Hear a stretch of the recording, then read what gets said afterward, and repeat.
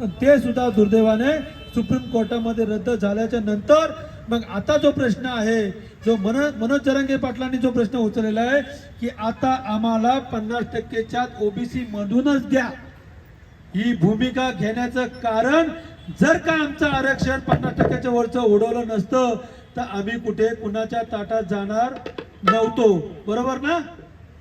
आज ही आमच्यावरती वेळ कुणी आणलेली आहे, त्यांच्यावरती ओबीसीनी बोलावं, कारण आम्हाला कोणाच्या ताटातलं नव्हतं पाहिजे. पण आज आम्हाला जर का, कारण एक नव्हे तर दोन वेळा आम्हाला आरक्षण मिळालं होतं, कोर्टामध्ये जर का रद्द झालंय तर आता आम्हाला ओबीसी मधूनच आरक्षण पाहिजे आणि ते सुद्धा 50%च्या आतलंच पाहिजे. आणि त्यासाठी मनोज जरांगे पाटलांनी जो लढा उभारलेला आहे, आज संपूर्ण महाराष्ट्रामध्ये आपण पाहिला असेल तर प्रत्येकाची ती भूमिका आहे. आणि पुढे जाऊन तुमची जी आचारसंहिता आहे त्याच्यामध्ये मी जरा स्वप्नीलची दुरुस्ती करतो की आपण असं म्हटलंय की राजकीय पक्षाच्या लोकांना इथे बोलवायचं नाही, त्यांच्या चपला बाहेर. मी तर म्हणतोय आजपर्यंत सर्व राजकीय पक्षांनीच आपला बळी घेतलेला आहे, याच्यावर माझं ठाम मत आहे. कारण मनोज जरांगे पाटलांनी ज्या वेळेस आरक्षणाचा लढा चालू होता आणि त्यांनी सांगितलं होतं 4 दिवसात तुम्ही निर्णय घ्या, तर मुख्यमंत्री किंवा सरकारने सांगितलं 4 दिवसात घेता येणार नाही.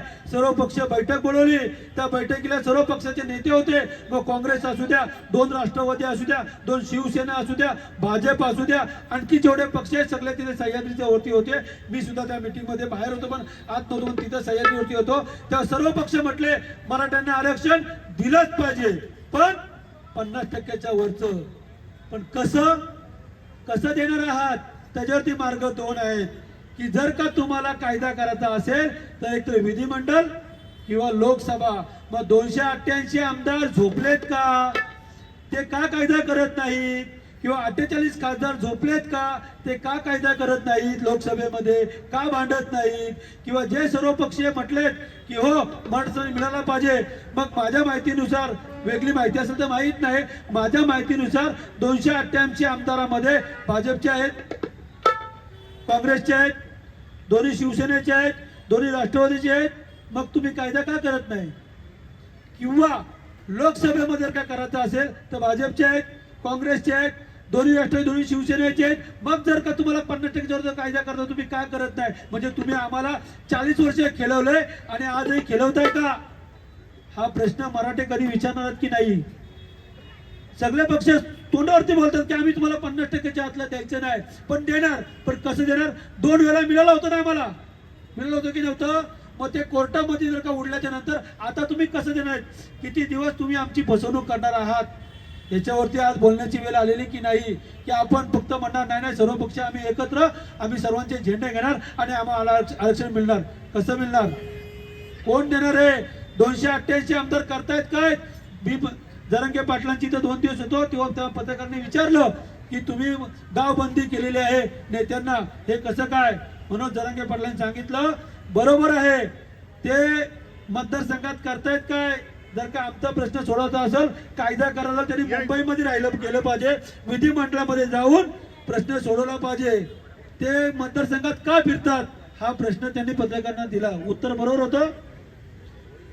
आपल्याला अपेक्षा काय की आमदार खासदारनी प्रश्न सोडवला पाहिजे. आज 288 पैकी एकही आमदार आपल्या बाजूने आहे का? मी फक्त एका मराठा समाजाच्या आमदारांवरती बोलणारच नाही, मी सर्व आमदारांवरती बोलतो. कारण मराठा समाजाच्या आमदारांनी जर का खरोखर मराठासाठी केलं असतं तरी परिस्थिती आली असती का? आज तुम्हाला एक छोटंसं उदाहरण देतो.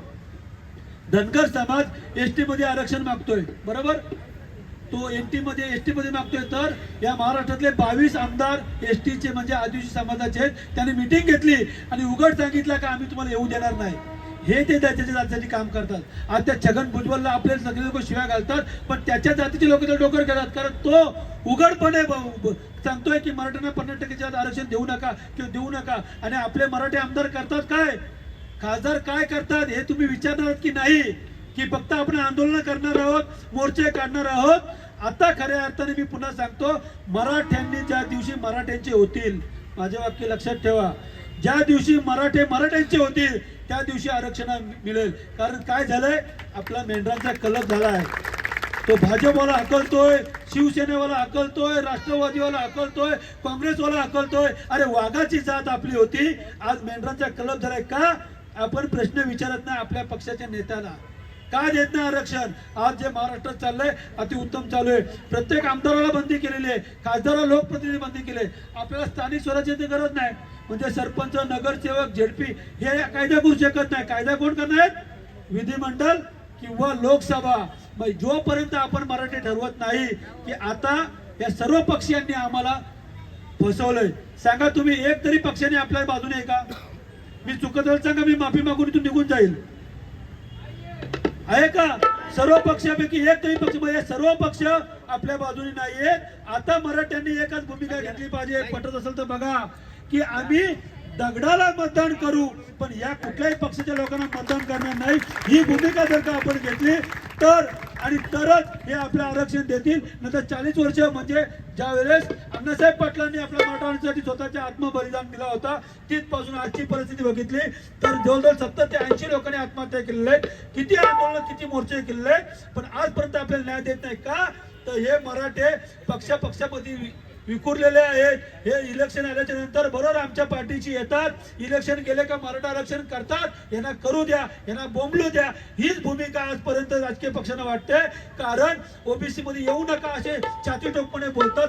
34% ओबीसी समाज आहे, आपण त्यांना मिळालेच आहे, आपण त्यांचा काढू कुठं म्हणतोय. पण आज आमचं जर का 32% मराठा समाज एक जात असून सुद्धा आपल्याला ते गृहीत सुद्धा धरत नाही. कारण आपला मेंढराचा कलब झालेला आहे. तो जर का बदलायचा असेल तर आता आपण ठरलं पाहिजे. आम्ही नोटाचा उपयोग नाही. काही लोक बोलतात आम्ही बहिष्कार टाकू. अरे बहिष्कार टाकूचा उपयोग काय?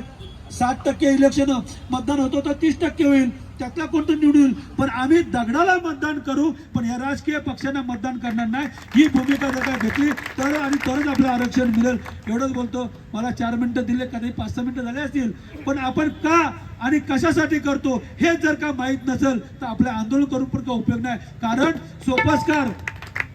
सोपस्कार करण्यासाठी जर का आपण आंदोलन करत असतो तर मग काय त्याला अर्थ नाहीये. आता कारण 40 वर्षे सहनशीलता अंत झालेला आहे. आता रिझल्ट जर का आपल्याला घ्यायचा असेल तर आपण एकच भूमिका घेतली पाहिजे. माझं काय चुकलं असेल तर मला सांगा साहेब, तुम्ही चुकीचं बोलताय, आम्हाला पटत नाही, मला काही हरकत नाही. पण आता मराठा आरक्षण मिळाल्याशिवाय आपण शांत बसायचं नाही आणि आपण स्पष्ट भूमिका घ्यायची नाही. एवढंच बोलतो. मी 2 शब्द संपवतो. जय जय महाराज.